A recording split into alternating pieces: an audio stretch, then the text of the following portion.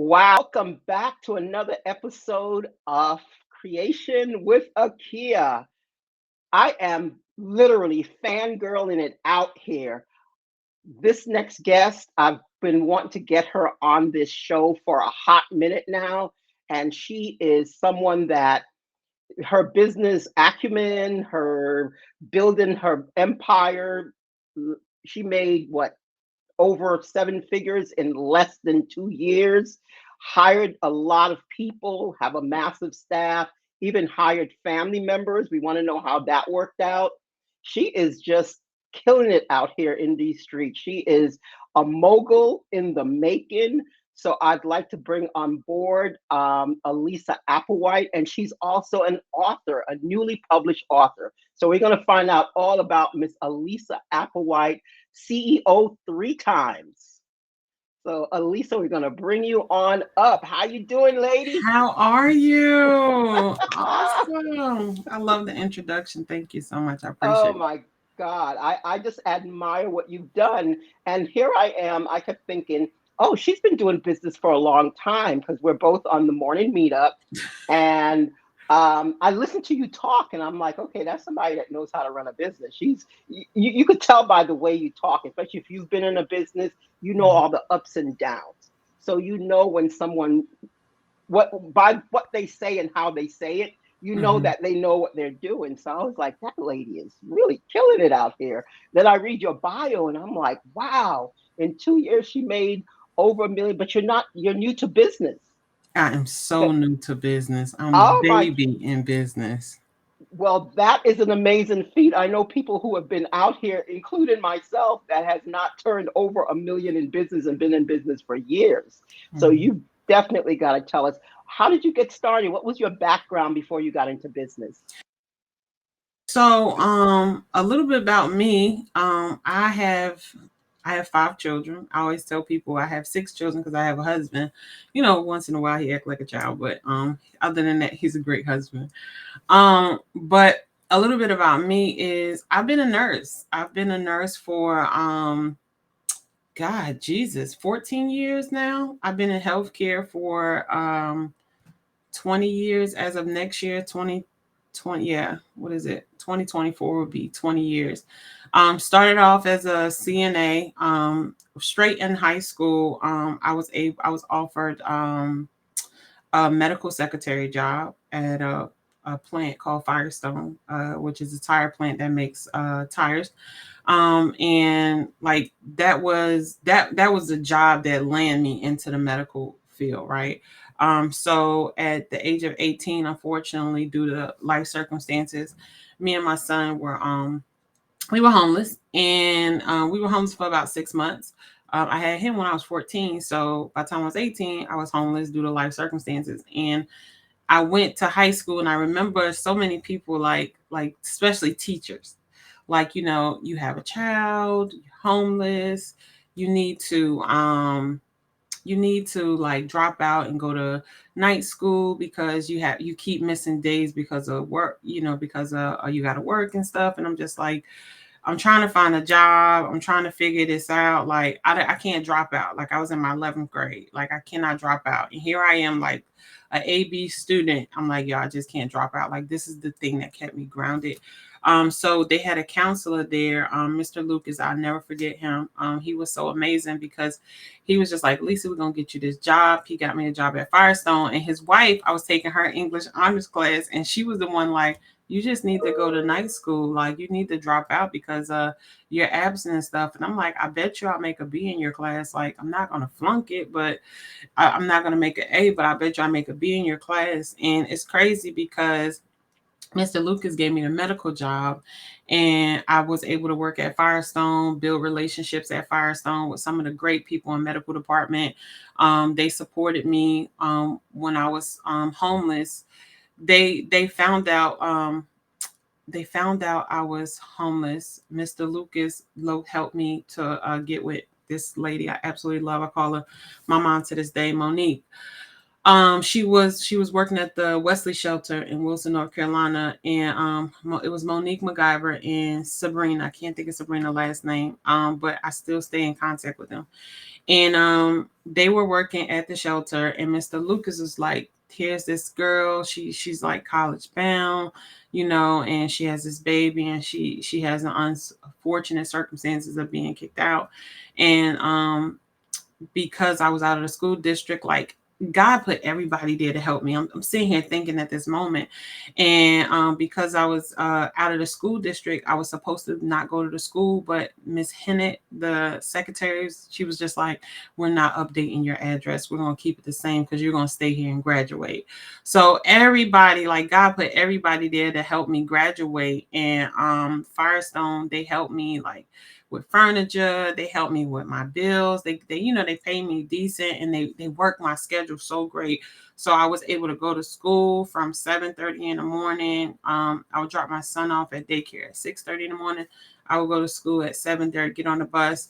And then Wilson County Public Transportation, Mr. Lucas set it up for them to pick me up from the school right at 3 o'clock and take me to Firestone until from 3 o'clock till 9 o'clock.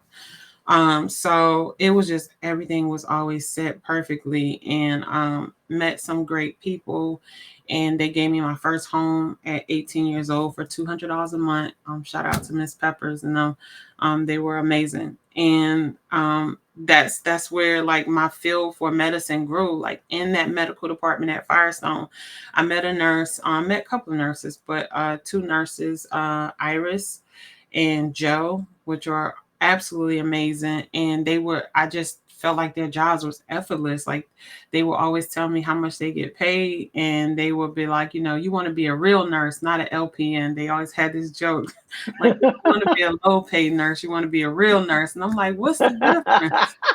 So A RN and an LPN. I've never heard it said that way right, before. A real right. nurse versus So a low paid nurse. that's what the low paid nurse. And I'm just like, okay. So I remember them saying that, and I'm just like, man, they just happy. They look happy. They got money. This is something I want to do. Went to high school, and when I was in high school, I had this teacher named Miss Fleming that I absolutely love. I said I'm gonna locate her because I haven't found her yet. But I was taking her health class, and she was like, "We got this class to be a CNA, and you can actually start working and before you get out of high school." And I'm just like, "What is a CNA?" And she's like, "It's somebody who helped the elderly people when you get your training in high school, and then once you graduate, you can start working." So um I did the research, and I'm just like, "Oh man, this is like taking care of my grandma," because I grew up with my grandmom or whatever. Mhm. And my mom was there. My mom's amazing, but she had her demons she was facing. So God, I always tell people God gave me my grandmother at an early age so I could have my mama later on in life. Um and she was just like, you can take care of older people. And when I looked it up, it was getting paid like $1 or 50 cents less than what I was doing as a medical secretary. And Firestone, they wanted to keep me full time, but I knew that I wanted to work in some type of healthcare setting Mhm. because in high school, Miss Fleming would take us to the hospital and she would take us to nursing homes. And I had never ever been in a nursing home before. Like that was the first introduction to a nursing home. And I'm just like, man, I get to brush old people hair. I get to brush their teeth. I get to give them a bath. Like this is right down my alley. I've been doing It's this for so my grandmother for years. Um, so people, That is so interesting. That's such yeah. a great start, like how you got into healthcare. That's Mhm. such an interesting story. What I'm seeing by you telling me that, like what we say is like the hand of God is in there. You were destined, you had a path that you were destined to, and every synchronicity, everything just lined up. The right people showed up. You had what I call them earth angels showed Mhm. up for you, and everybody just guided you along, even though the circumstance looked, depressing. The circumstances seemed that way, but in that they always say there was a light there, Right. that you had all these people helping. That is so fascinating. So once you got into nursing, you went from becoming a CNA, and then did you go to college after being a CNA to become an RN, or how did you do Yes. that? So Miss Fleming used to always say to me, Alisa, you need to become an RN. And I'm just like, all right. So here I am like, why should I become an RN? She said, because you have a child and you need to make money quick. I always, after I became a CNA, I wanted to be a neurosurgeon. I've been telling people I want to be a neurosurgeon for a very long time. And I'm just like, I love medicine. I love how the brain works. I want to do neurosurgery. And she was like, if you're going to do neurosurgery, you need to make money now with your child so you can become a registered nurse and have the money to help you go through medical school. So step by step process. So what I did was I got a full ride to Barton College in Wilson, North Carolina. I chose that because I was able to stay home with my son. Because again, we were living in I was in 11th grade, living in my own house, and I didn't want to leave him with anybody. So I chose Barton College, and then by the time I turned 21, my first year into Barton College, I got pregnant with my daughter.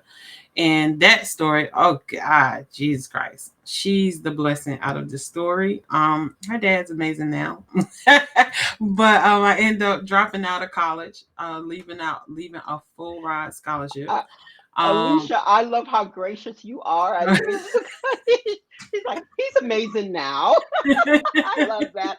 We all know what that means. But you know, we were we both gonna keep young this and high crazy. level. Yeah, we were We both gonna keep young it and high crazy, but level. he's a great dad now. I can't take it from him. He's an amazing dad now.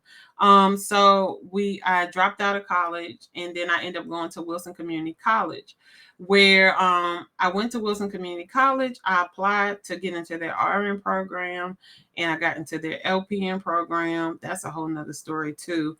Because statistically, the more African Americans that apply for the RN program automatically went through the LPN program first. And it was kind of sketchy, but I went to the LPN program. The director, everybody fell in love with me, and I'm just like, I'm going back for my RN. They just like, you need to go for your RN, right? So I love being an LPN. I worked in a nursing home for 5 years for 4 years as an LPN, and I loved it. But I always knew like I wanted to get the RN because Joe and Iris had always told me that's a real nurse, right? So I'm in nursing school getting my LPN. They're like, hey, what's the difference between the LPN and the RN? And I'm just like, so a LPN is a low paid nurse and the RN is a real nurse. And they're like, who taught you that? And I'm just like, that's what Oh, I've that's been too taught funny. all my life, right? And it's just go. They I laugh bet and that's just like, I bet that's the first time they heard that too. A low yes. paid nurse. So it's like a little joke in nursing that they be saying, and it was like, well, you know, RNs get paid a little bit more than LPNs, but it's a lie. RNs get paid a lot more than LPNs. And I feel like the higher you go up in education, the less physical work you do. I just always feel like that. So here I become an LPN, and my director from my school, I can say this now because she retired. My director from my school, she calls me after being an LPN for 3 years, and she's like, hey, I keep looking at these applications and I ain't see your name come through. And I'm just like, oh, well, that must mean I'm gonna get automatically accepted. Right. So This is so cool. this is, I mean, it was, God is amazing. He lines it up the way you need it, right? So she's like, yeah, this is the semester coming in. You need to apply. So I apply and, you know, I get in. So I'm in the RN program now. And I graduated as an LPN in 2029. I graduated as an RN in 2012.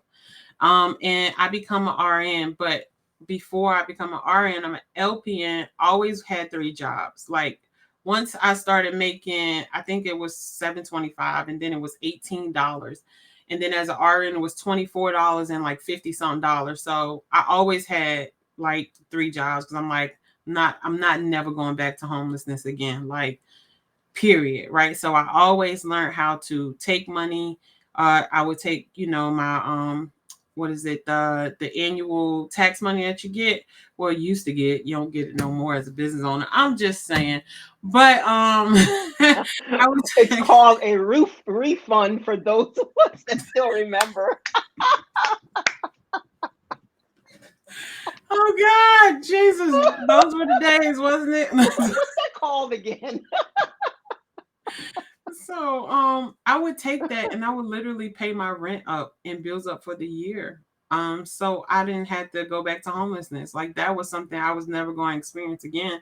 And thank God, with God's grace, I've never have experienced it again. But I was gonna take that. I took that and I paid it up. And it's like once I became an RN, I literally, I mean, as an LPN, I worked as a LPN part time in the ER. So they wouldn't let me work as an LPN, so they had me work as a CNA. So here I am, an LPN working in a nursing home, but going to the hospital to work as a CNA, so I can stay within the hospital to make that connection.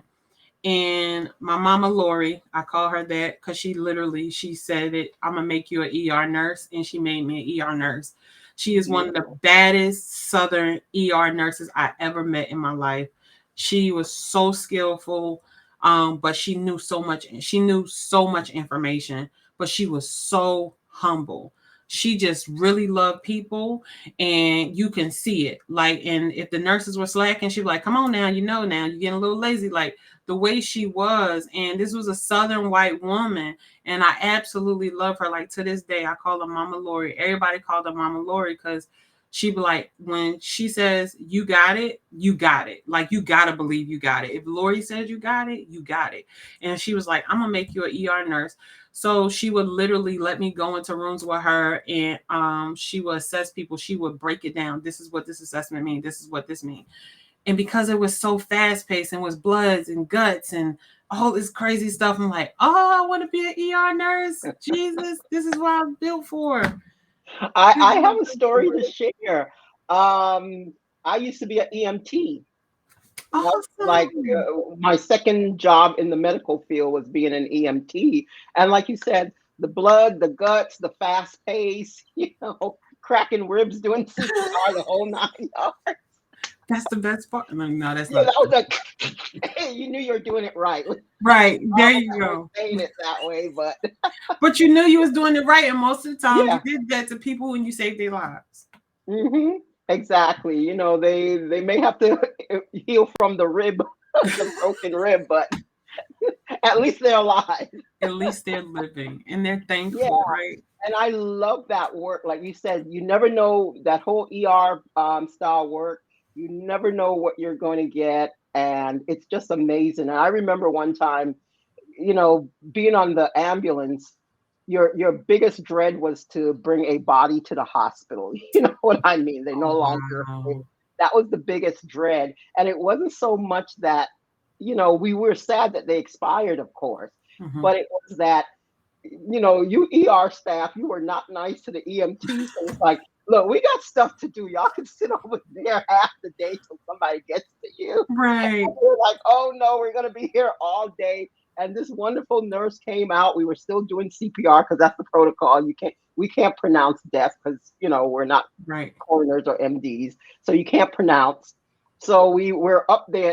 You know how you're on they're wheeling the stretcher in, and I'm straddled on top of this lady doing the CPR. Yeah. Ambu bag is going, and the oxygen tank is going. I'm doing all of that, and the nurse, she comes out, looks at the lady. You can definitely tell she's no longer here, and she said, "Let that poor lady rest in peace." Just signed off on our paperwork. We didn't even go into the ER. We like ran to the ambulance. We're like, we're not getting stuck here. But Wow. that's usually what happens if you Yep. come there. The doctor, we're busy. You can wait. Right, right, right, right. It's so true. But in our ER, our EMT, they loved us because we will always have food. Like we were Southern Mhm. women. We always had food. So they were like, it's food back this there. We're was like, we don't this put was your in plate up. yeah, Yeah. this was in New York, so we didn't Oh, have no. ooh, Yeah, God, that that's was New York. It's cutthroat up there. It's like there's girl. no. I worked in New York. I'm just like, y'all people rude. We rude and they ain't got no time for you. But I was really impressed when I worked in New York for COVID, because that was the first time, and I always say this to the doctors that I work with COVID in New York. That was the first time that I truly seen doctors like, I don't care about my title. I'm here to help a person. They helped us bathe those patients. They helped us turn those patients. They helped us change those patients. Like it was truly a team. And I'm talking about these were top surgeons, top anesthesiologists, because the surgical units were closed. So they were there teaching people, hey, this is what you do, this is what you do, like using their basic skills to save lives. And it was, Alisa, you need help?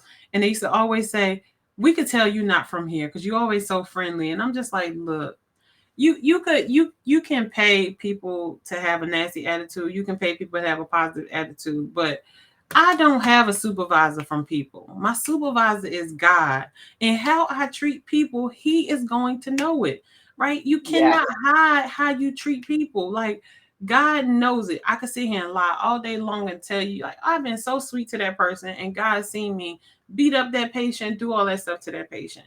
So when you have a bigger supervisor than humans, I feel like you Hmm. succeed better You in do. healthcare, you You know? you really do because what you're saying, it reminds you of the book we're reading, The Go Giver, Hmm. and the whole premise of it is just be human. Treat Right. people the way you want to be treated. That humanness that we all have in us, that spark of God that's in everyone. Hmm. Use that and treat people that way. It's usually not that hard to be a good person to others, and it's kind of interesting to me when I meet people, and I always think, well, maybe they're going through something, or they haven't recovered from something, some trauma or emotions or something of that sort, why they might be in a bad mood. Because my natural resting state is just to be happy. Right. Like they're like, okay, you're always smiling. I'm like, there's nothing to really be that sad about. I mean, things happen in your life. You go through struggles, you go through changes, but it doesn't mean you have to be sad all the time Right. or stay in that state. So they're like, you're always laughing, you're always happy, you're always, chatter, you're a chatterbox. And I'm like, yeah, because it's life. I wake up every morning and like my eyes open and I'm like, wow, this is great. Yes, I Um, feel like you just wake up happy. I said, don't you? Like, right. how are you waking up not happy? So yeah. Man, I'm telling you. And I think what that is healthcare too. Being in Hmm. healthcare, you see so much tragic death. And you come home, you like, you complaining about what? Like an 8-year-old just lost their life Exactly. from, an asthma attack. A asthma Hmm. attack. And what are you Yep. complaining about?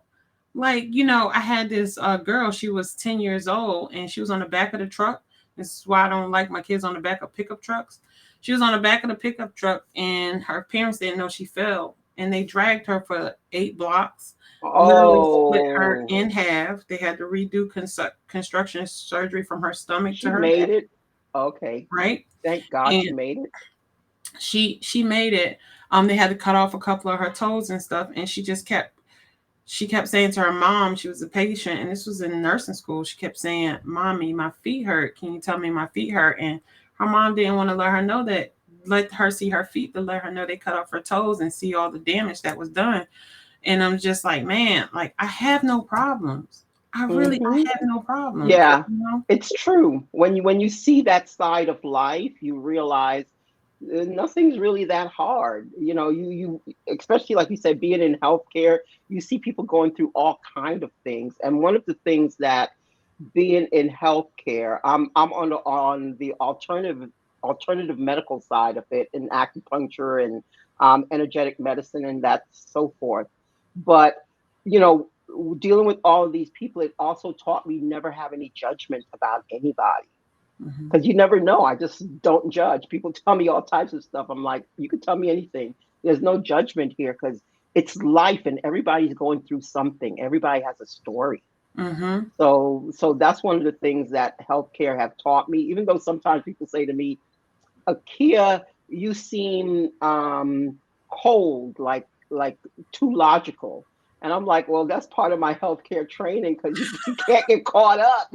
You can't be like falling apart."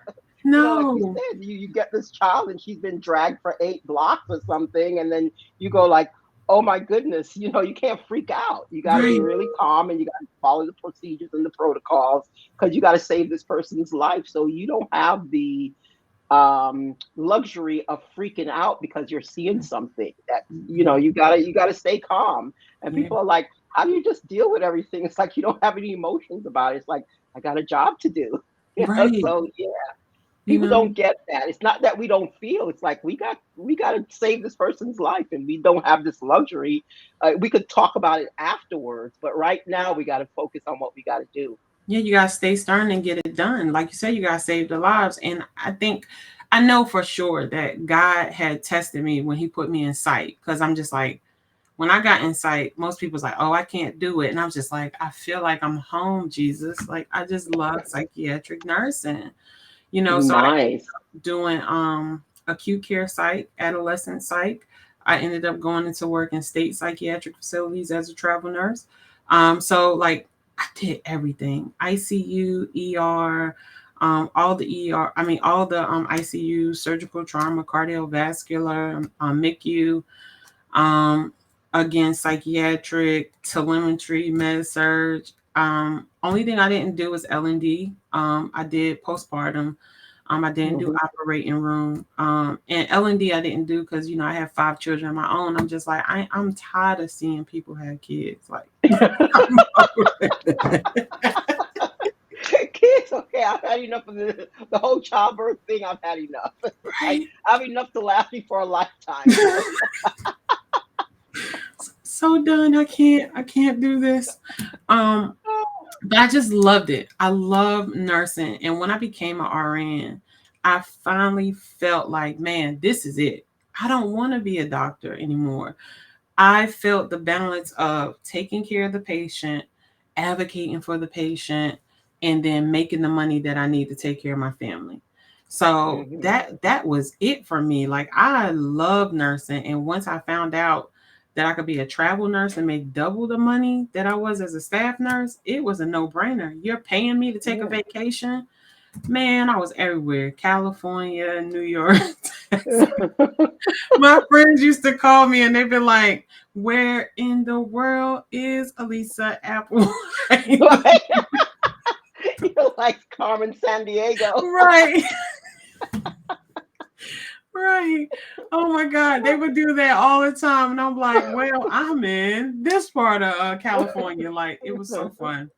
Um, That is really cool. I've some dear friends who are travel nurses, and they just do a tremendous job. And like you said, I had one that was in New York during the COVID. She worked in the hospital like around the beginning of the epidemic, and she was just amazed. Like you said, the doctors were amazing, and they tried everything to save people's lives. They're like, okay, we'll do vitamin infusions, we'll do this, but they everything. And then she went to Texas. It wasn't the same. She said, they were more like very rigid as far as we got to do this particular procedure. But that mhm, was later on in the pandemic. But she said in New York, they were innovative. They were trying everything to they save a life. was. Yeah, she said it was amazing watching them work. So she had a similar experience. See, That that's awesome. I feel yeah. like a lot of people was intubated too quickly, but Hmm. that's what happens when your oxygen level drops so low. And you know, if you don't intubate Yeah. them quick enough, then you have that small window where they just automatically die. So they did the best that they can do, but it was a lot of confusion. We were all fighting this virus that we didn't know. Yeah. So I mean, I just it that truly changed my life. Seeing that much death, nobody's supposed to see that much death, and Yeah. And that is and what she got into my business. And she told me the difference for her was that she said, because she was PQ, that was the branch that she worked in, Hmm. and she said she's used to seeing maybe one or two for the month, and it was like five a night. And she said Yep. that, yeah, she said it was that big a difference. Hmm. And, because I said, I know some people are like, oh, it's not real, it's made up. And I'm like, I'm talking to nurses, because being in healthcare, a lot of other healthcare providers. And Right. I'm talking to nurses that are in the hospitals. And I don't know what you listen to. Don't pay attention to that. All these nurses and doctors that I'm speaking to, they're saying it's a nightmare going on. And it's like at least what, like 1,000% increase in the deaths that they were seeing in that window. Like they said, Mm. maybe one or two people might die for the month in her unit, and that was normal. But she said it was like 5, 10, 20 times the amount It that she was was. seeing. Yeah. I talk about this. I don't know who I talked about this with. I in my book I talk about this definitely. It went from being in the emergency room, you see a lot of death, right? But it goes from like 4 to 5 deaths a week, right? Mm-hmm. And we literally, no lie, we would count 10 bodies a day that we Yeah. would have to. And I felt like on our end it was torture, because when your patient died or when somebody on that unit died, you would have to go push them downstairs to the truck outside because the mortuary, the morgue was full. So Mm-hmm. these big, like, trucks that people Freezer trucks. freezer Mm-hmm. trucks, we would have to go push them down to the truck, and then security would divide however they would divide bodies, and you would just see stacks and stacks of bodies and body bags. And it was never less than 10 a shift. And they even made it where they had some travel nurses to, just when you come in, all you do is collect the bodies off the unit. That's all you do. Wow. And nobody that is in the field of saving lives, no ICU nurse, no ER nurse, no pediatric nurse, we are not hospice nurses, right? Even hospice Mm-hmm. nurses don't see this much death. But you're in the field of saving lives, and every time you turn around, you get back that patient you worked so hard to keep is now dead, or the patient, dies on you. And it's just like, man.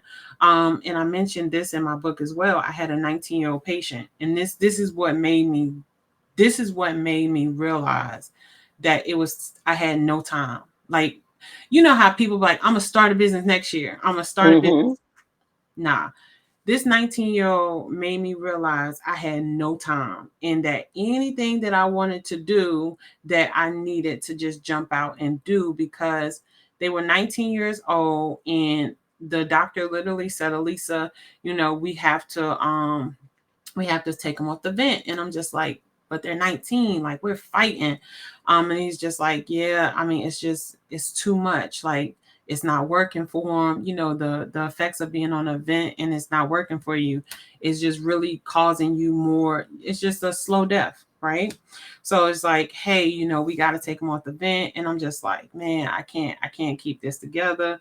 At this part, I'm falling apart. I'm sitting here in my mind like, yo, when I was 19, I was going through stuff, but God, I wasn't having nobody saying they about to pull a plug on me. And just, I was wondering, like, is this God? Do he have kids? I mean, who was his mom? Who was his dad? Did he play sports? Like, what was his life before all of this, right? Before COVID came in at 19.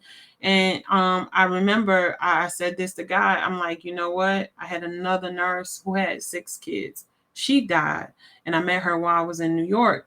And one day I'm just like, where's she at? And it's like her husband woke up and she wouldn't wake up. And I'm like, yo, and it's just dealing with that. And then they telling me we gotta let this 19-year-old go. I couldn't hold it no more. I had to let it go. And I'm just like, yo, God, like, I don't know what's going on. I don't know if I'm gonna make it out of here. Like, here I am sleeping in this hotel by myself 6 nights a week. My husband, my kids, all the way in North Carolina. I'm in New York.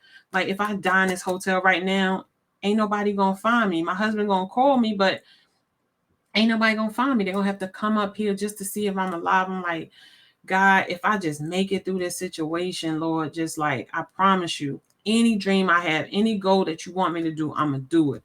Like, I just need a bigger platform to make people happy. Like, I just really want to let people know that God exists and that compassion still exists.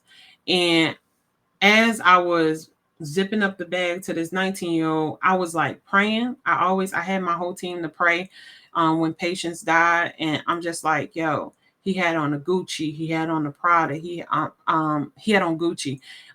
He had on just like all name brand stuff. And I'm like, that might have meant the world to him. But now it gotta all go and be burnt. You get what I'm saying? Like, we spend so much money and time on these materialistic stuff, but he might just at that point wanted just to hug his mama or hug his kids or hug his brother, hug his sister. And he didn't know when he came into this hospital this was going to be it for him at 19 years old. You would think that's just like, oh man, it's a common cold, I'd be out. But no, he didn't. And I said, I was just crying like, yo, whatever dream, whatever goal you had, like, I'm going to live it through you. Like, whatever it is I want to do, I'm going to live it through you. And when I got back home from working COVID, I told my husband, I was like, I'm taking everything that we have and I'm starting a healthcare staffing business. And we already knew we wanted to start a healthcare staffing business. We was just waiting to save the money to do it. And I didn't really have a sense of direction, but when I said that to him, it's like he was just like, "What? Everything we have?" I was like, "Yo, everything we have, because this ain't promised." Like, I was on the let me hold my kids more, just breaking down and crying, and he's seen it. Like, nobody's seen it. And he was like, "Babe, I really think you need to talk to somebody. Like, I really think that, like, you need to talk to somebody." So from that point, I started talking to somebody. But again, God's alignment. I always tell people that God's Mm-hmm. alignment. So my nephew, he called me. He was like, "Auntie, I want to be a nurse." And I'm like, "You need to be a CNA first. Like, that's gonna make you a good nurse."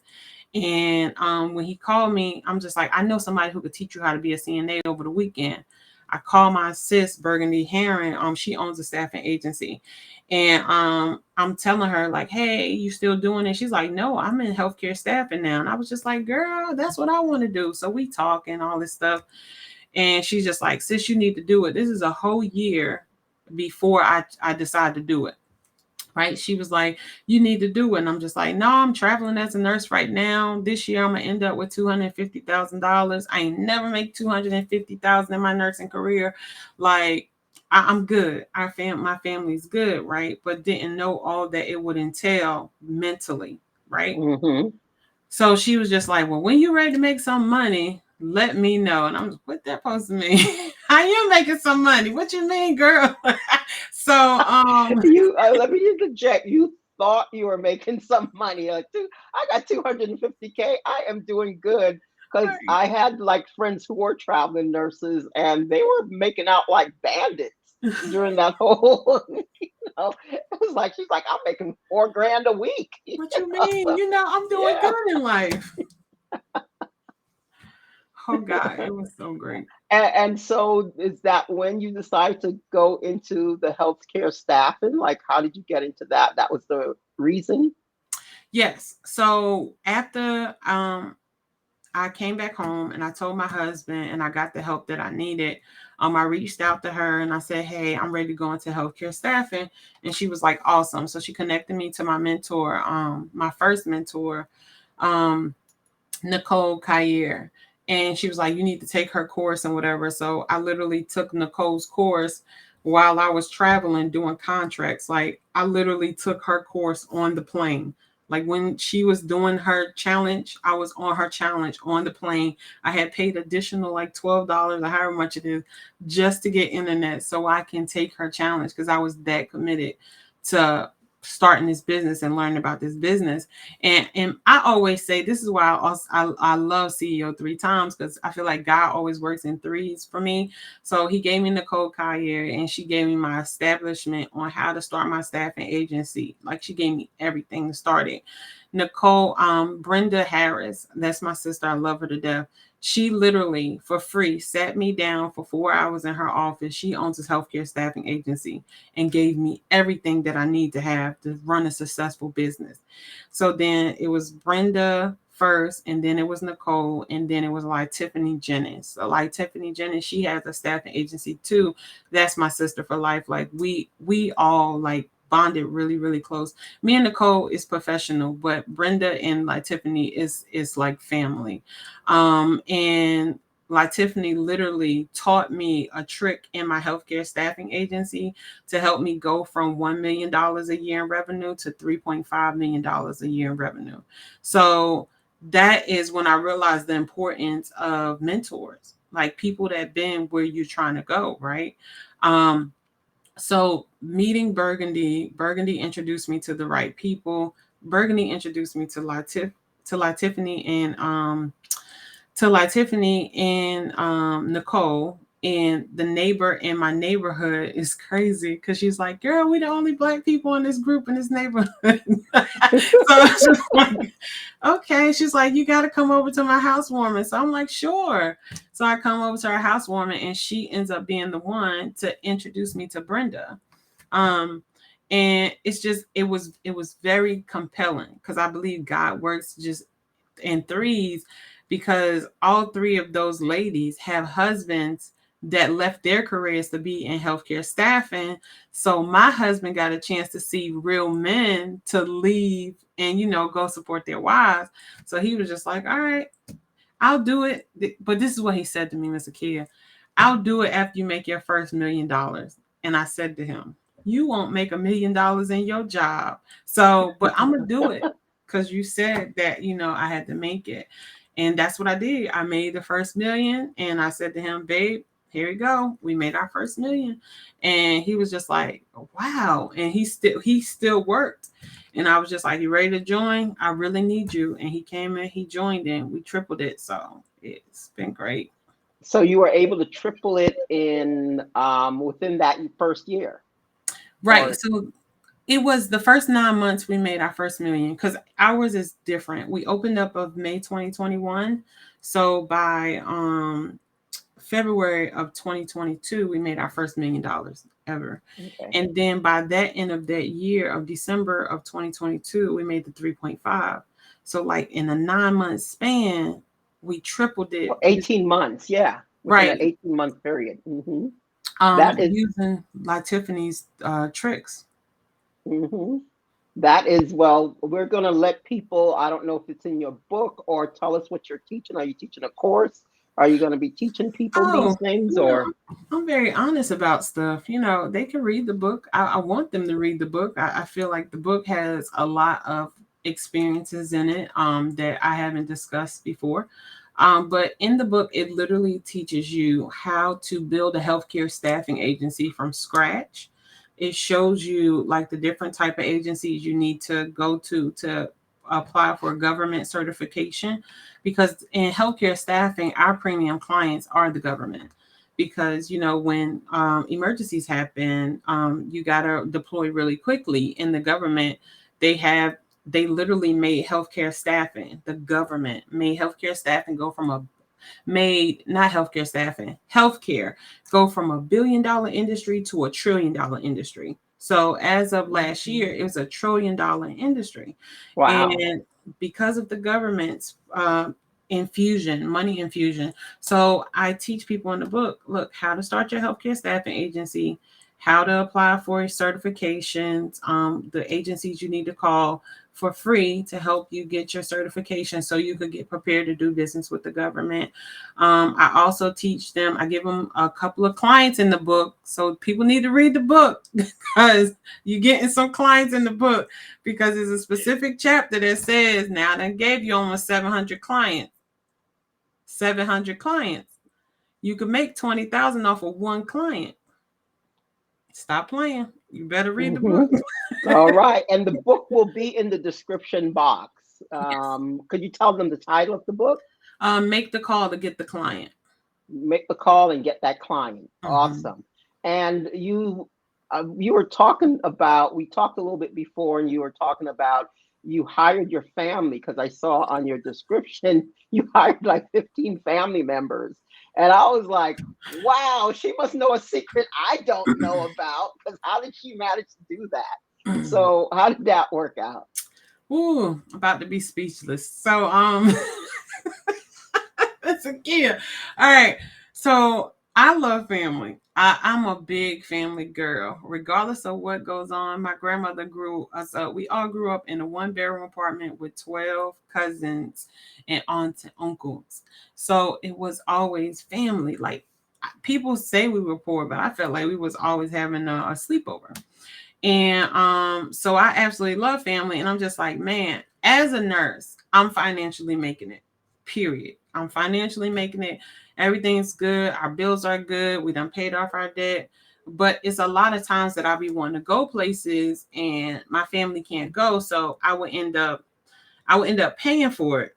so they can have that experience with me, because you want the closest people that you always grew up with to be there. And I'm just like, you know what, if I give them an opportunity at this $1 million industry, then we all can eat. You know what I'm saying? Everybody can eat financially. And it worked. It worked for its periods. The thing about it, which I absolutely love, I always tell people, for the first time in my life, I seen my family in offices. So we literally had, and I say had because we don't have it anymore. We had 10 offices where we were in about 6,000 square feet. I want to say about 6,000 square feet. It was two offices. One had five offices. Another one had five offices. And each of my family members had their own office, separate two. The ones who had the conference rooms, we made those into offices. So those two people share. So four of them share. But one of the proudest moments that I had, like as an owner, was after like 60 something years, I gave my mom her first office. So she was our concierge, where she literally took care of nothing but my staff. So my staff would call and they'd be like, Mama Deborah, I got this problem. Mama Deborah, I got this. So she was the one who literally brought it to the meeting every time of who needed help with light bills, who needed help with car insurance or car repairs, who needed help with rental assistance or mortgage assistance if they were moving in somewhere, right? She was that one who would handle that and would bring it to the family group, and we would all sit down and we would discuss, all right, what's in the budget, how much can we get, and that's how our nonprofit came about, because my accountant was just like, you're just going to keep giving away money anyway, so we might as well start a nonprofit so you can get some type of credit from it, right? So when you are writing away this amount of money, you need to get credit for it. We also had an event that I thought of when I was in the ICU in California, sitting down, like just taking notes or whatever, and just brainstorming, like, man, I want this event that if we could have for medical professionals where we can help them with debt assistance. So like give them each a certain percentage of money, break it down, but teach them how to manage money, how to do credit. Because medical professionals don't have an issue with making money. It's keep the money. Most medical professionals I know are horrible business people. They're not good with money. They, like you said, they make a lot of money, because in my industry, I made a lot of money also. But that whole what to do with the money, Mm-hmm. how to make the money grow, or even, and their business sense isn't very good. That's why I admire you so much, because I said, this lady's been doing business for a while. She's like, and to hear it's like only about 2 years, that's amazing. Yeah. Absolutely amazing for you. So yeah, I like have to agree. The worst people with money are usually people in healthcare. They're they make a lot of it and have no idea what to do, but they're busy. That's, I have to give it. They're usually busy. Mm-hmm. They work really long hours and they don't have time to really think about, okay, I made the money, let me go back to work. So they don't Right. really process it that way. So, because if you think about it, were you doing that while you were doing all that nursing, all the because traveling nurses, you guys are doing like 12, 16-hour shifts. You guys are doing really long shifts also. Mm-hmm. And I you don't really have time to think about money in that I sense. had to. I had You to. And had, I had to okay. because of the homelessness. I was so Ah, afraid to go back there. so You that made know? you very keen. Okay, got it. Yeah. I would, Mm-hmm. and my husband would say, I had it bad because I would pay up bills. And I'm just like, I never knew that you can take money to let it sit in the area and make baby monies. So you Yeah, use the to babies to leverage pay it. the bills. Mm-hmm. I didn't know that.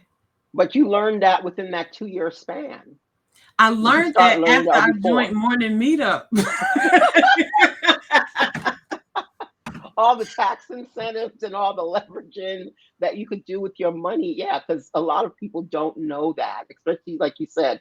And actually getting someone to manage that money for you is, like you said, financial literacy, but getting some management around that money. Because, I remember years when I brought in a lot of money. And if I, like, I was talking to Auntie Shaky and Shay Willis, and they were like, you got to have a budget. If you don't have some place for your money to go, It'll Mhm. just be gone. You got to know where you're putting those dollars, and it does make a difference when you do that budget and figure out what you're going to do with the money and have a plan for it. You know the crazy part though, Miss Akia? I've always had a budget for my money when I was a nurse. And when I Hmm. became an owner, the budget went out the door. Get out of here. I am dead You serious. went the other way. The budget went out the door. I'm talking about I used to literally have a book, and my friends, they will always say, "What are you doing?" I'm like, "I'm doing my 6 month budget. I'm doing my I would do 6 months to a year." And I'm like, Hmm. I'm literally planning it out. They're like, "Yo, why are you spending this much time?" But again, it was that mental, like, yo, I can't go homeless. I can't do this. I gotta pay this Hmm. stuff up, right? And as soon as I got a business and I had a free $20,000, and it wasn't free, it was just in my mind. It's 20,000 a week. What? Everybody, let's go shopping. Let's go shopping. Oh, okay. Hmm. So that's a curious psychology around money, though. So you had like what they say, everybody has a number. Hmm. Like when it comes to money, it's Right. like, okay, if I hit this number, then everything's gonna be okay. I didn't think How about that. Money, lady money, money. money all over the place.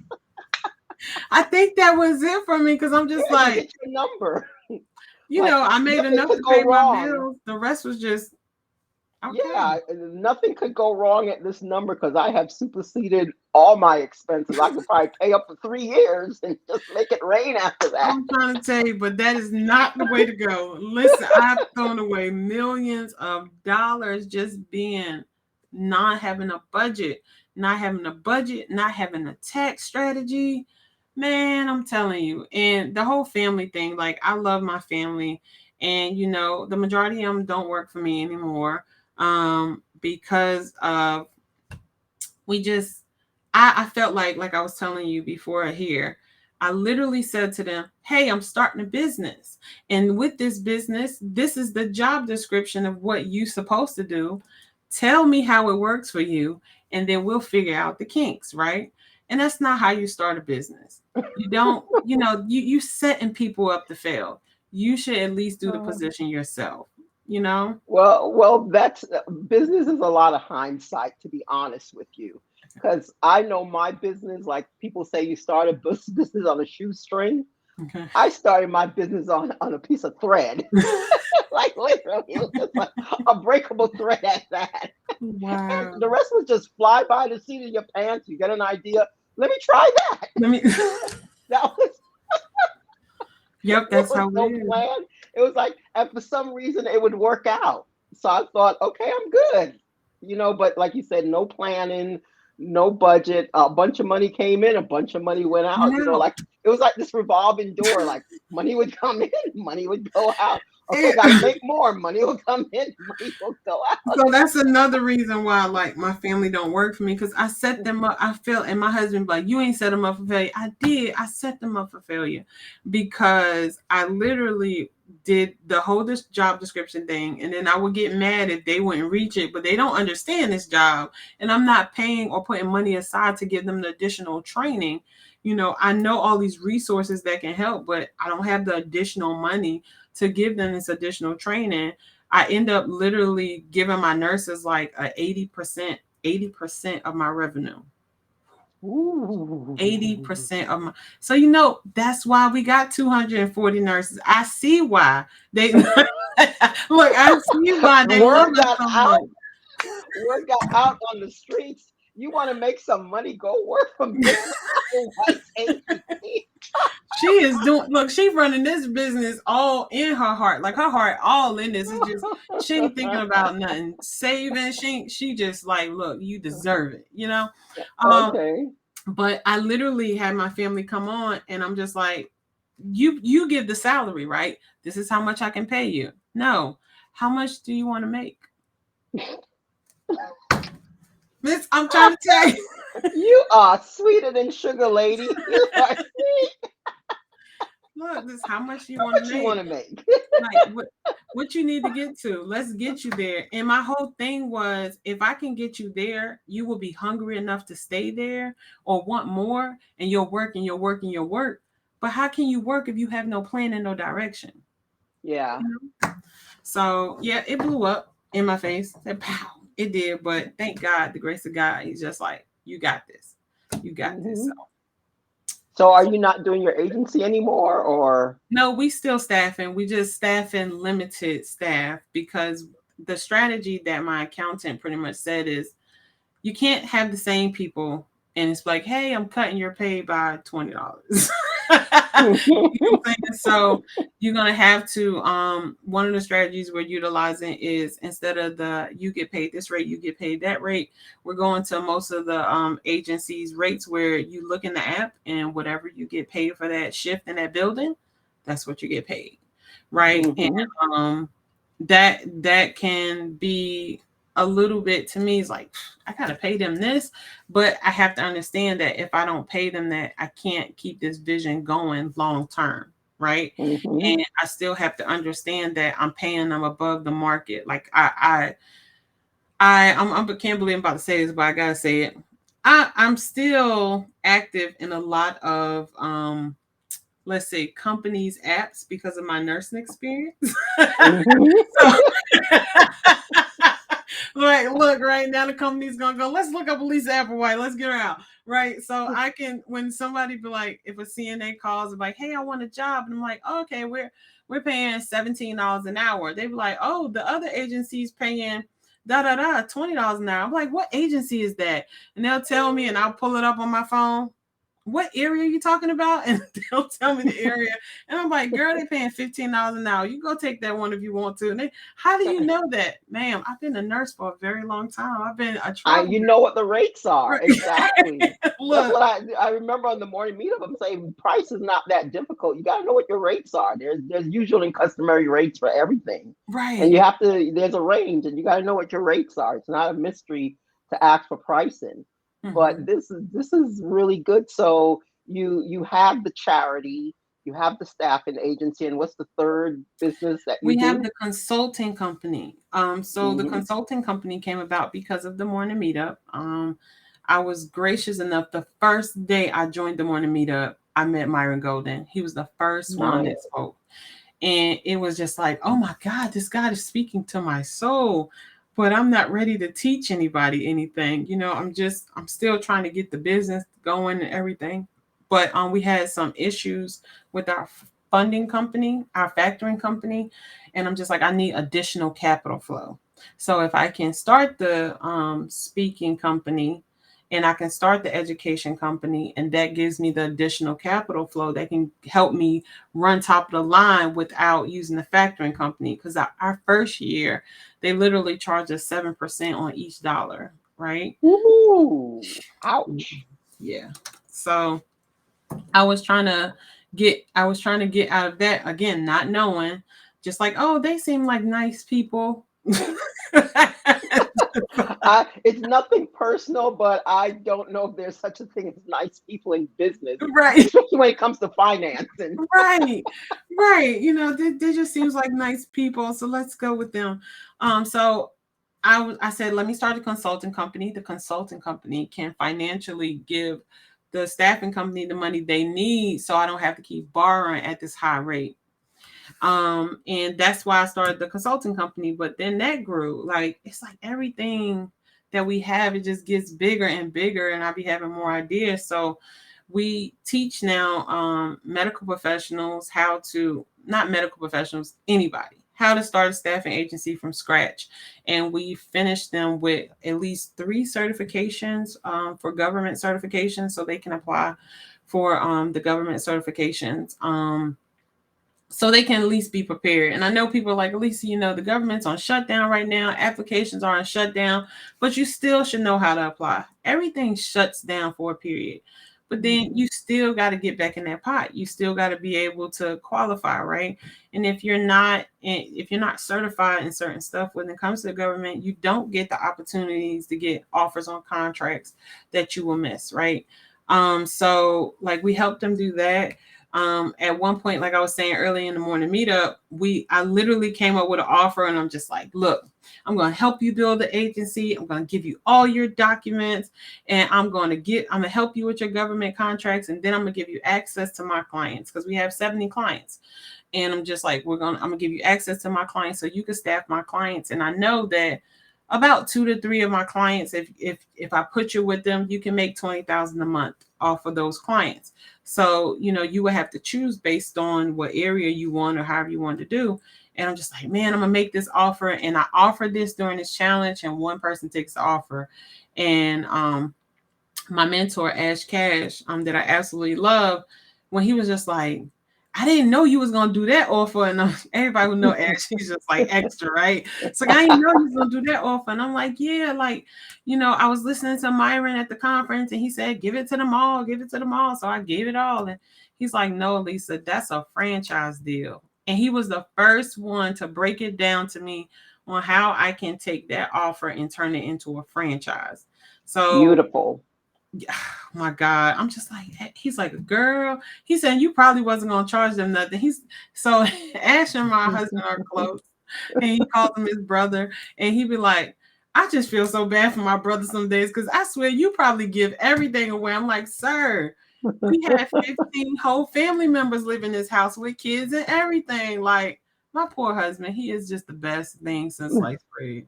Because he'll look at me, he'll be like, I know you crazy. You got to be crazy. Like, what's Well, you have a big heart and you want to take care of people, and it shows. And I find the more you do, the more you actually do receive. right? Because it sounds like, you just went ahead and say, you know what, I'm not going to worry about it. I'm going to do it. And, like people may look at this and say, well, that's not good business sense and this and that, but somehow it works. And I know some people, they got everything. They got all the T's crossed, all the I's dotted.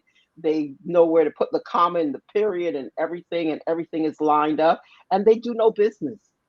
Mm-hmm. Like I'm sitting there, I'm like, I'm doing more business than you, but you've got it together. I don't even, half the time, I don't even have paperwork sometimes. Like, I remember, I remember when I started my practice, I had gotten a set of business cards. And when they ran out, I don't know whether it was 1,000, 2,000 business cards. By the time I handed them out, I said, people know me. And I never got any more business cards. Wow. And people were like, where's your business card? I'm like, well, I don't have any. I could give you my phone number. Right. You want to get in touch? I was like, I'm I telling just you, said, what's the digital point of me business printing cards. more? People know me already, so everything was word of mouth referrals. Uh-huh. So I didn't have, like, that's why I never even had a website.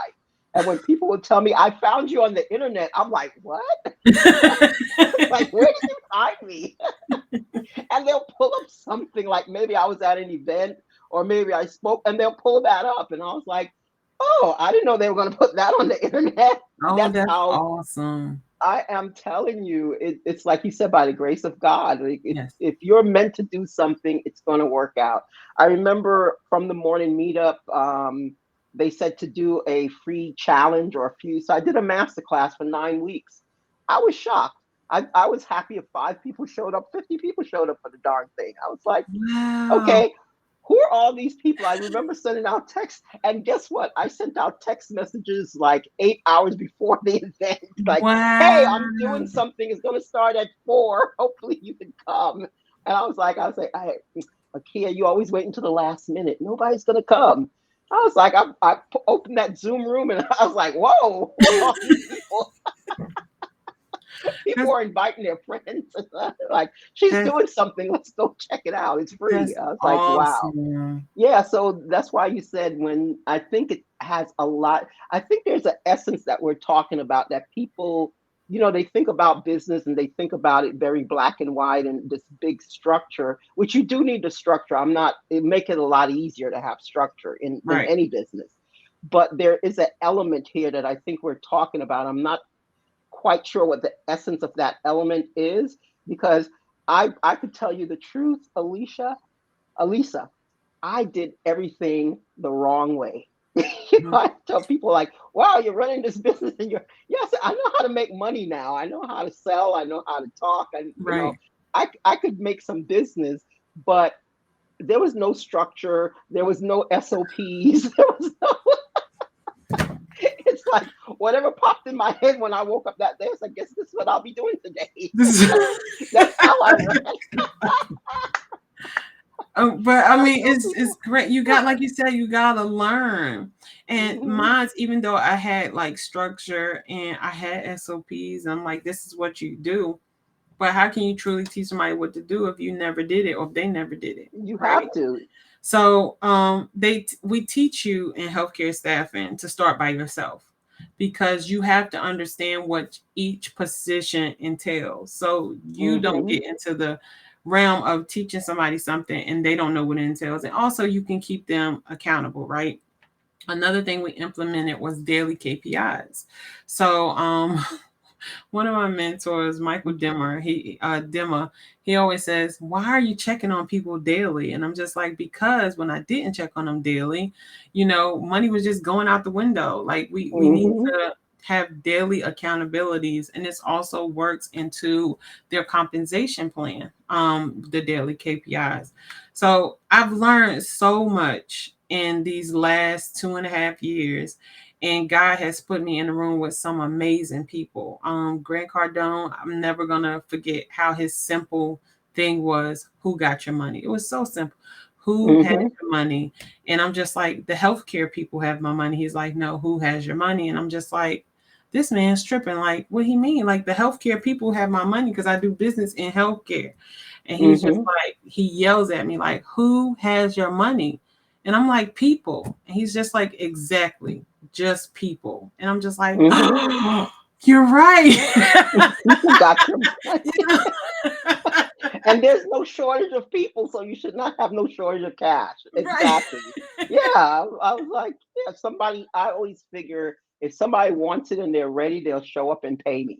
That Right. was because I remember coming out of acupuncture college, we had to write up a business plan, and it was like a really thick. I mean, some people had like it looked like a book, Wow. and they had all kind of charts and graphs and projections and That's all me. this stuff in it, different colors, pie Uh-huh. charts, all types of stuff.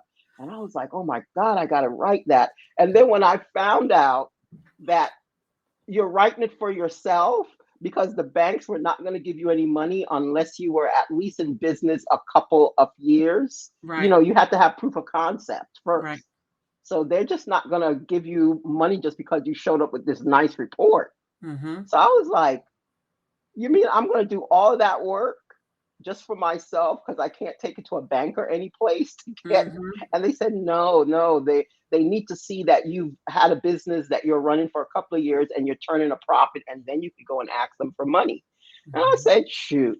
So I went and I just wrote on a piece of, it was like a napkin. I said, okay, my business, I put business plan and I underlined it. And it said, see patients, make money. And then I signed my name. That was my business plan. Wow. I But mean, there's more to it than that, but it was right. like, See, I that's was the chart girl. I was the chart girl. I was the chart. My business plan was literally 56 pages. And they said, what are you doing? Like, why are mhm. ain't no bank going to sit here and look at this? But you hit a key point that Miss Akia, people don't know in business. They think that you just do this business plan, you go straight out and you go Hand get it this to the loan from. banker. He reads it Mm-mm. and say, oh, this sounds great. Here's some money. No, you have to do the business plan. You have to at least be in business for 2 years. I mean, two Hmm. years. Because I'm just like, here we going on our second year. I'm like, but we made $3 million. Why can't we get a line of credit? And they just like, because you got to hit the 2 year mark. And I'm just like, Exactly. you know me, It this doesn't make just sense. this doesn't Hmm. make sense to me.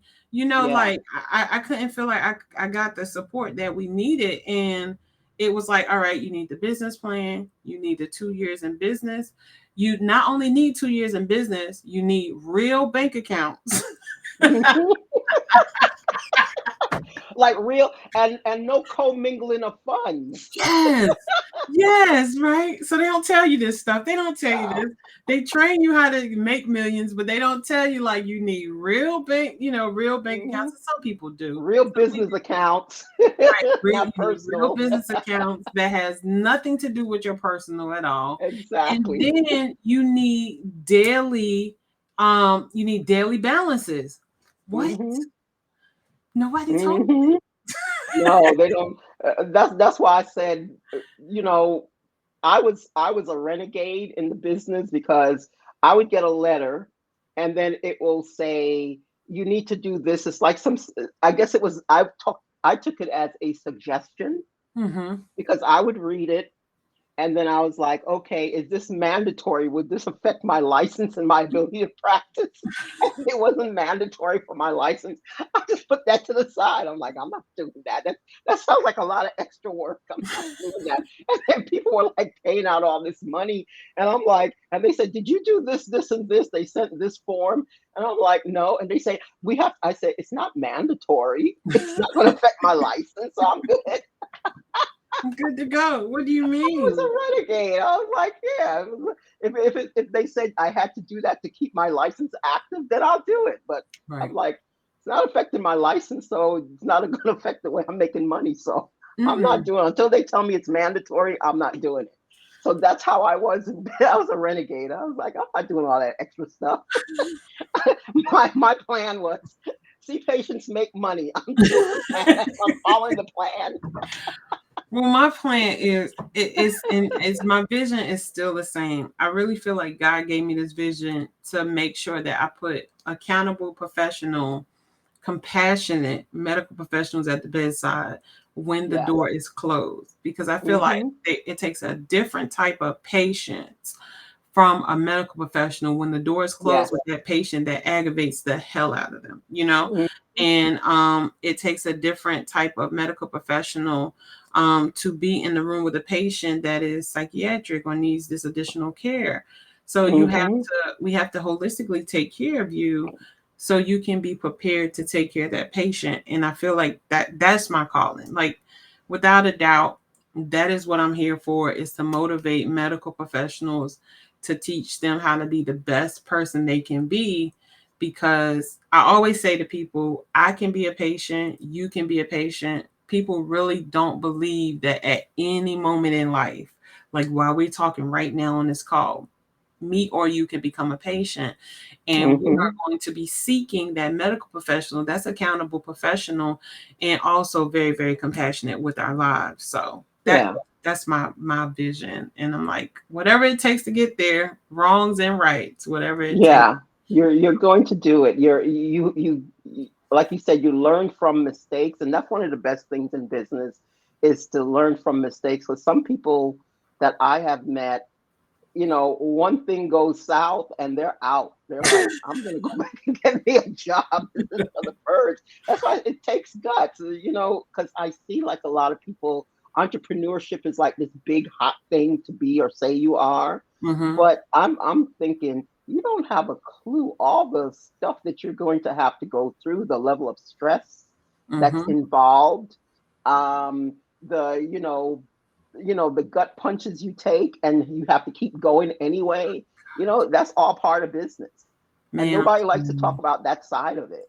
nobody wants to talk about it. Like I was telling you prior to this, I was in my office and I'm just like, man, here I am 37 years old and my heart is beating and I feel like I'm having a heart attack, and I'm crying, and my husband's just like, what's wrong? I'm like, I gotta go to the hospital. Like, my heart is beating so bad. I have this deep, deep pain and it's just horrible. And we go to the hospital and they're just like, nope, it's just a panic attack. And I'm just Hmm. like, what do you mean? Like, why would I have a panic attack? And my husband's like, because you have this business, you're taking care of this family, this, you know. He don't care. He gives it to me. uh, So the doctors is like, you might need to see somebody, and I'm just like, I'm already seeing somebody, you know. But it got real. That pressure of, especially when I had to let a lot of my family go. Like, man, I invited them into my space. Some of them gave up jobs. Now, this is another thing that should be a lesson for people. A lot of my family members I hired did not work for, I know, at least 5 to 7 years for nobody. Okay. So you should definitely pick people with some type of working history that mhm. can help the process. And once you get big enough to financially bring on the families who didn't have, worked in 5 or so plus years, and you can get them training, then you should bring them on. But Mm-hmm. that was a heavy stress and a heavy burden by itself. Taking on that that type of it's just different when you're used to going to a job, and then when you're just used to waking up and doing your own thing, right? Mm-hmm. So I had that panic attack, and I'm just like, I need this, and this is not connecting, this ain't connecting. I'm doing grants, I'm doing all this stuff, and I'm just like, I just need a good infusion of $1 million so I can run my own payroll. I just want to run my own payroll because everybody's taken. Mm-hmm. And one of the things that we got stuck with 3 times, which you're not supposed to be audited, workers comp. So workers comp audited us 3 times in 1 year. And in that 3 audits, the first initial payment was about 22,000 just to start the workers comp. But in those other 2 audits, we ended up owing them about $106,000 in workers Ooh. comp. Right. So you had to pay it all because, and this is what I didn't know, when you get workers comp financed through a broker, right? Because it's financed through the broker, you have to pay whatever your audit is directly 100%. But if it's financed directly through the company, then they could break it down in payments over the client, right? So like you don't know stuff like that when you're in healthcare staff. And so I always tell people, make sure you're not growing out of your business and that you have that stack of money for that audit that came in. And it was crazy because once workers comp had audited us, here come professional liability. They audited us, and we ended Ooh. up owing them an additional Ouch. $70,000. Right.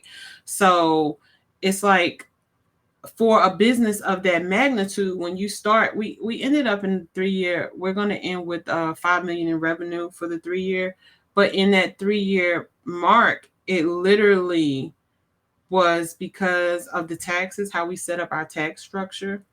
And it was because we literally kept growing and growing.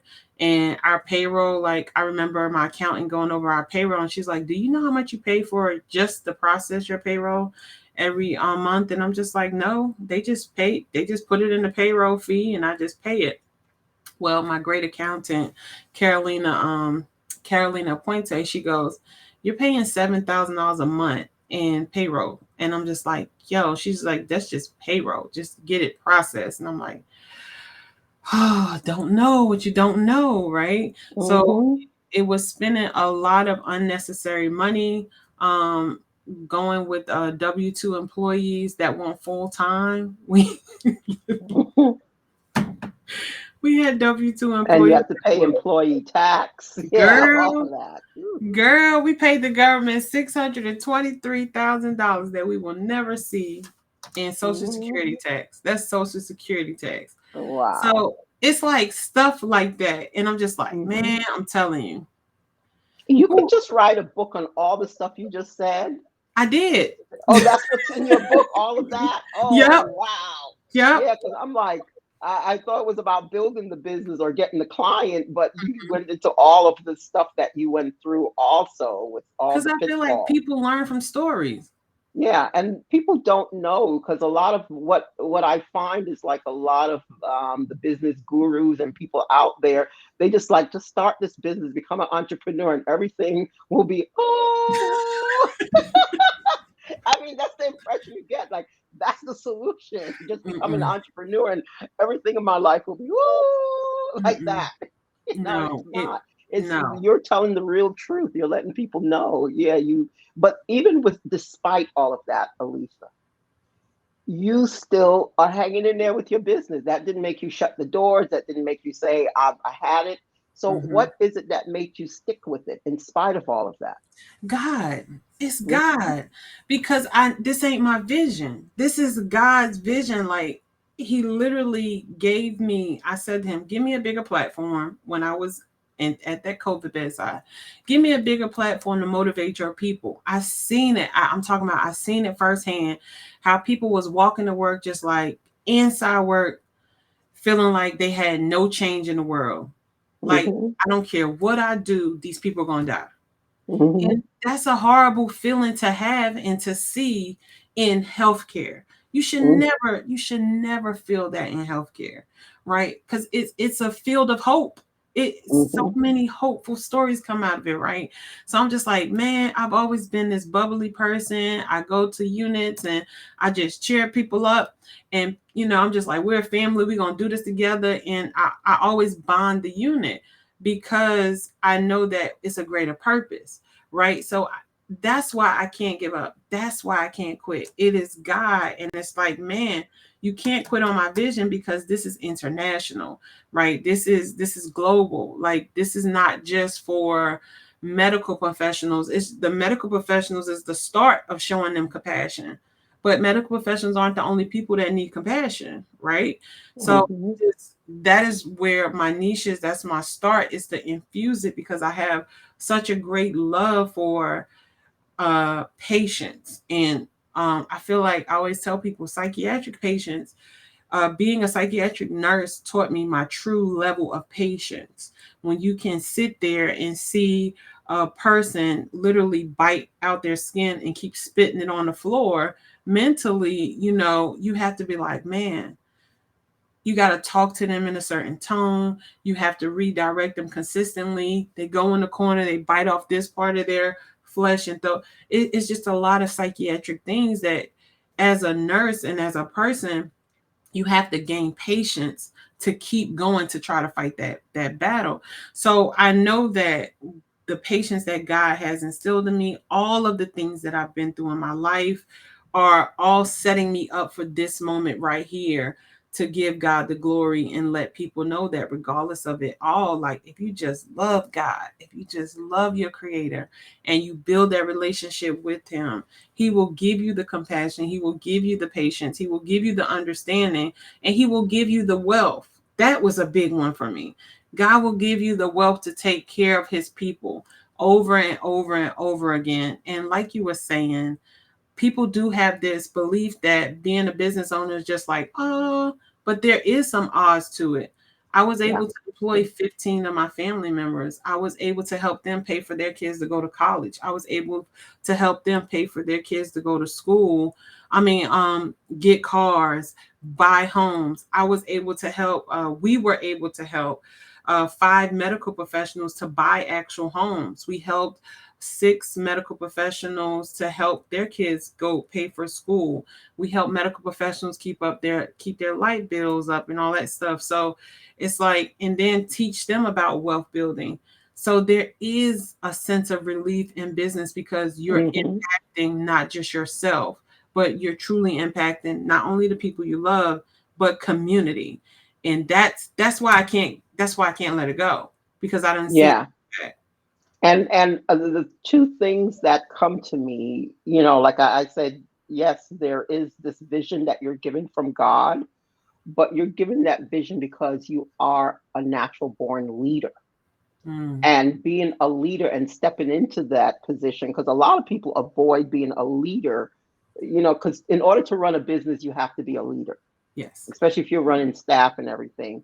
And that level of commitment that's instilled in you, because that's just a natural part of who you are. That's part of the God given, the way you were born, the way you were made.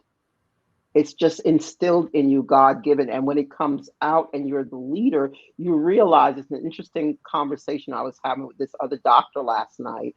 And we were saying, well, you are a leader. He never wanted to be a leader. He hid in the shadows because he, had bad examples of leadership in front of him, where a Mm-hmm. lot of leaders abuse power or Mm-hmm. they treat people horribly and all of that. So he realized he didn't want to be a leader. And I said, like you're talking about, a compassionate leader, Mm-hmm. someone that's willing to come out there and take what they have to the world and lead and set and be that shining example of that light that permeates through you, that God, that light of God that comes out through you. Right. That's the leader that the world needs now. Mm-hmm. And so, no matter how it looks, no matter how people don't get it, how people don't understand, how hard the struggles come up, you just can't give it up, because it's like it's in your bones, it's part of you. There's no way I could let go of this. And that's why I said I understand. That's why I said there's this essence. And I think it's that committed leader, that compassionate, committed leader energy. Mm-hmm. that's there. It's like I can't imagine doing anything else, no matter how hard it gets, no matter what I have to face. Yeah. Yeah. It's also, I totally agree with you. It's just the whole quitting thing. Like Hmm. if I quit when I was homeless, where would I be? Right? If I quit when I had my son at 14, where would I be? If I quit for after my first marriage and said I don't want to be married again, would I still have this great husband? So it's Hmm. just the whole quitting for me. Every time that I keep going and every time that I keep trusting in God, it just gets better for me. Yeah. And So it's trust. You're right. It's that I trust no matter what it looks like, I trust. that And that's the unwavering amount. faith. Yeah, unwavering. I'm trusting. I don't, maybe I'm not seeing it clearly right now, but I'm trusting. And that's what makes the whole difference. And I think also you have to give yourself credit. It sounds like you got one heck of a work ethics on top of all of that.